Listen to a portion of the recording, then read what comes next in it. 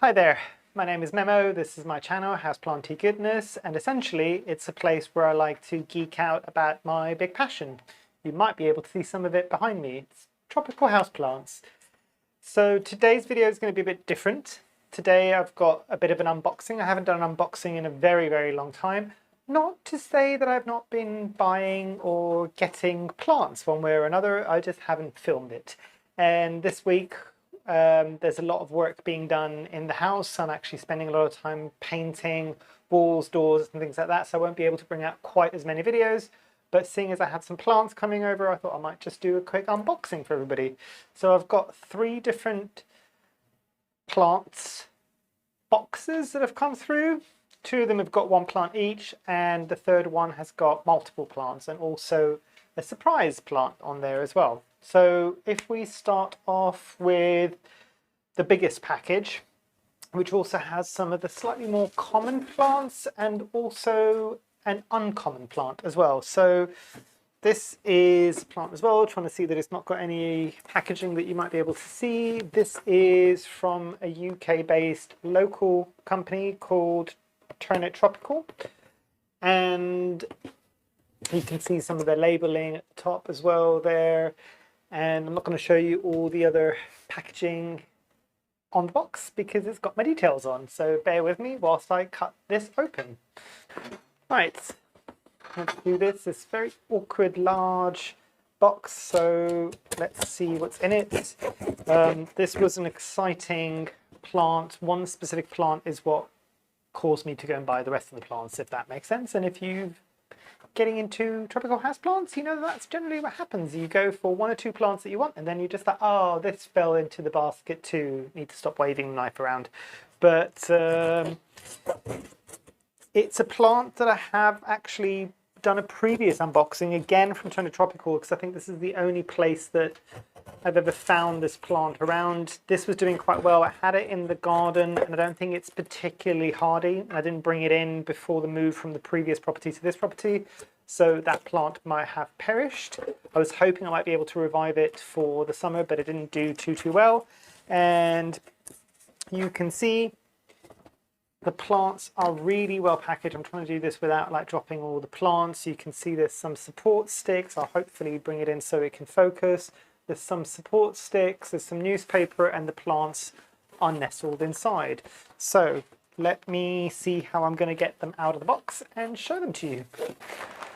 So the first plant is one that is relatively common, but I've never had it in my collection, so I thought I would add it. And that is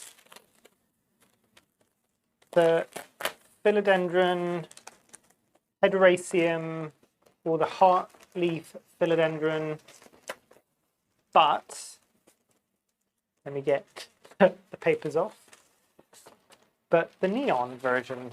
So I've got the neon pothos, which grows for me exceptionally slowly, but I've got the standard green form of the heart leaf philodendron, or the Philodendron hederaceum, but I've never had the neon, and I do really like the bright leaves on these. You can see there's support sticks, which will go to good use. You know me and my janky support for my plants, so that's going to come out and be reused.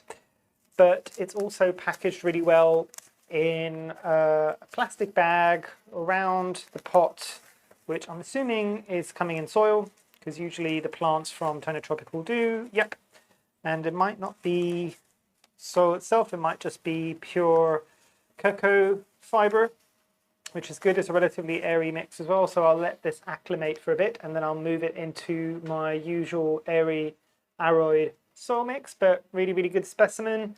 There are at least 2 or 3, or maybe even 4, maybe 5 growth points in the pot, so that's quite good. This is going to turn into a nice big full plant, hopefully quite quickly.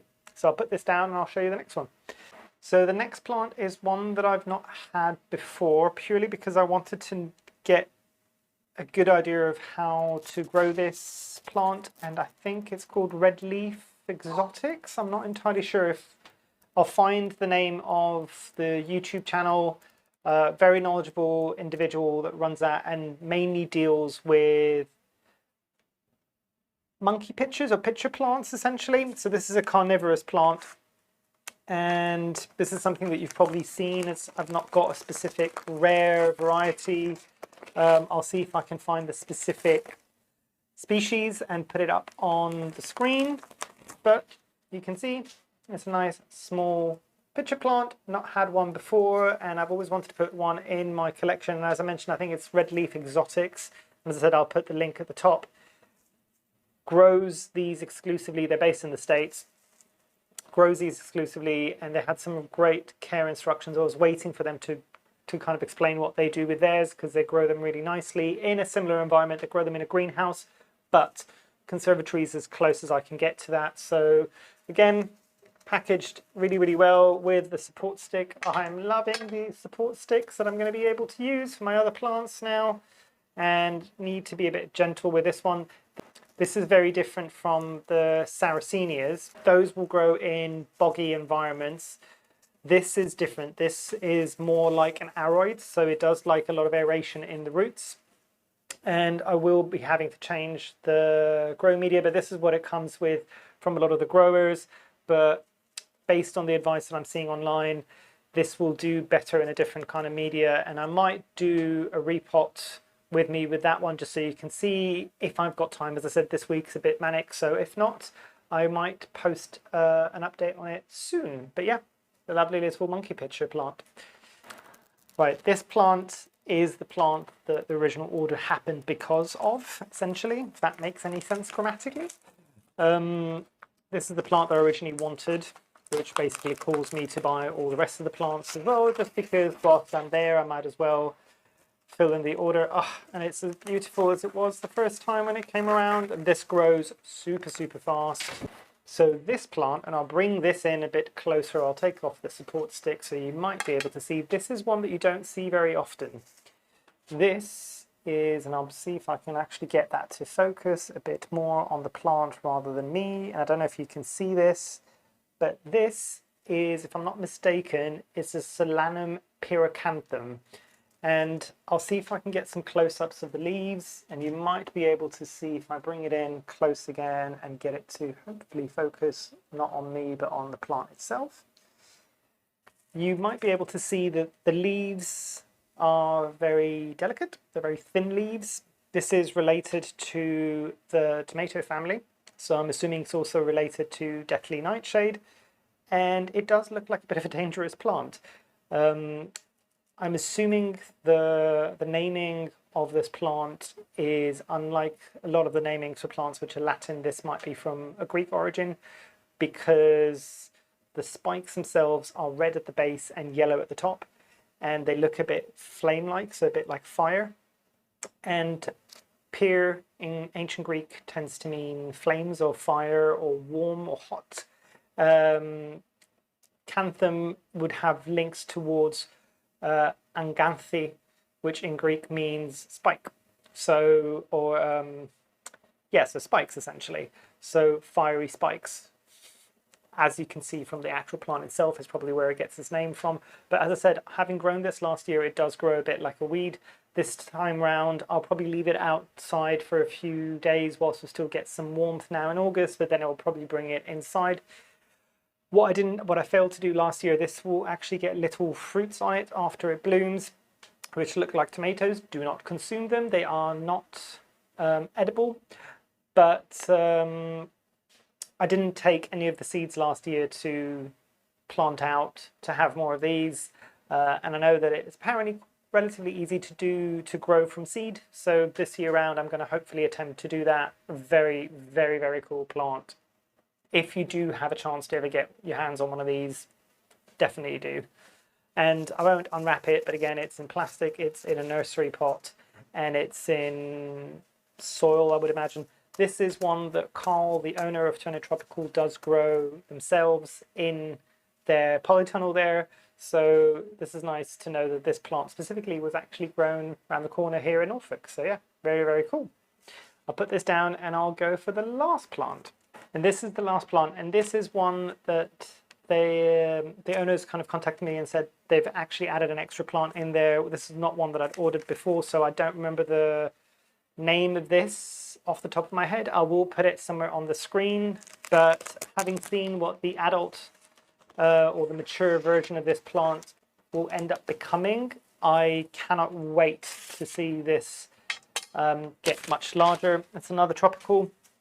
I'm not sure if it's even an aroid, but very, very simplistic leaves. But if I'm not mistaken, the common name for this might be golden chalice plant or something along those lines. When I looked at it, the blooms are absolutely huge and they do look like a yellow chalice. So they look a bit like a big cup actually. So really looking forward to growing some of this. I'm going to have a good look around online to see what the best growing conditions are for this plant, because as I said, I've not seen it in person before and I've not even heard of it before now. But Carl and Trend Tropical are quite good at having a lot of other plants, not just the aroid craze where everybody's kind of obsessed with their philodendrons and their anthuriums and everything else, but he's been dealing with tropicals for a long period of time, and also tropicals that can be placed in tropical gardens in the UK as well. Whether or not they're fully hardy, I'm not entirely sure, but I think he's got a good mix of some that are slightly hardier and ones that do need to be protected in the winter. But he's been doing this for quite a few years, so definitely a font of knowledge. So yeah, very, very, very cool plant. And as I said, I'll put the name up at the top here.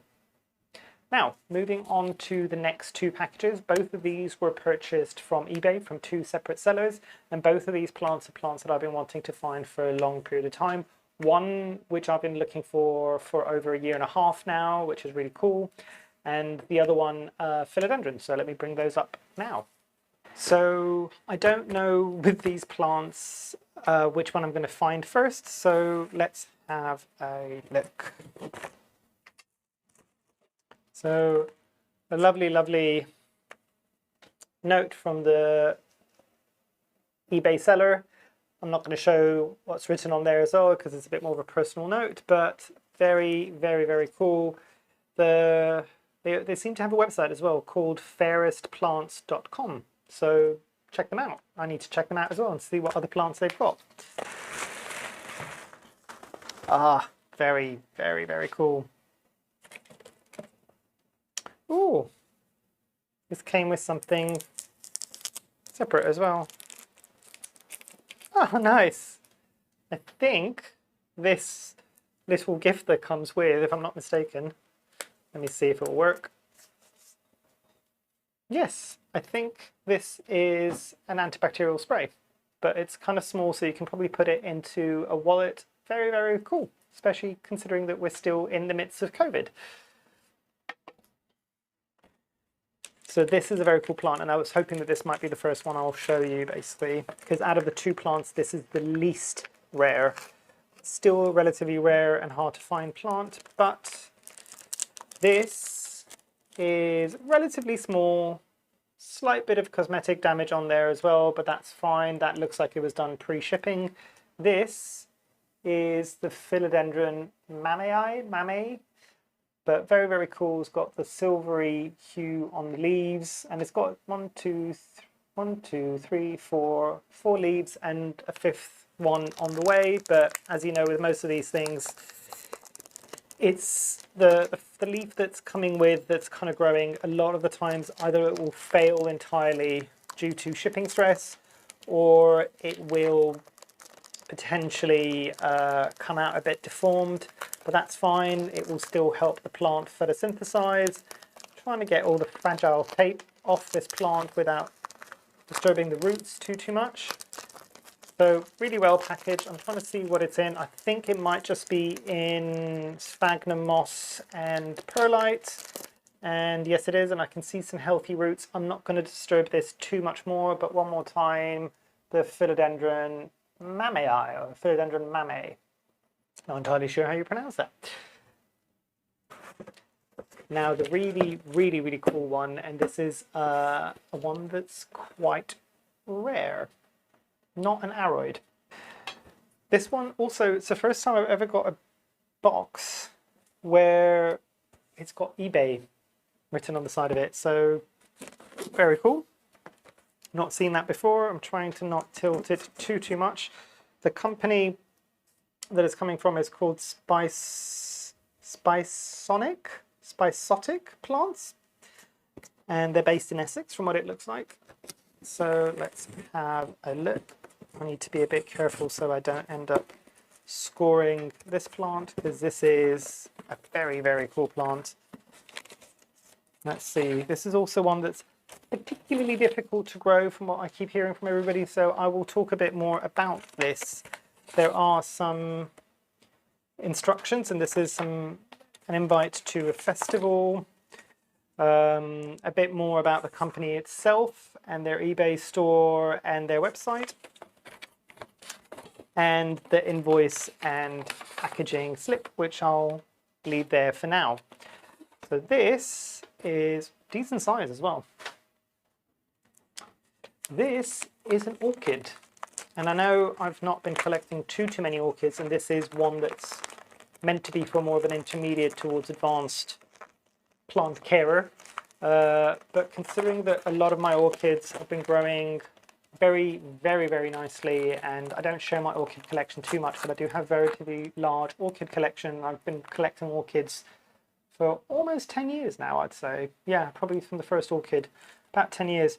So I have got their care down quite well, but this is an orchid that I've never had before, obviously, and an orchid type that I've never had before. So this is very cool, and I will add an image here of what the blooms look like, because that's what it's all about with this plant. This is a Dracula solii. So yes, the name is Dracula.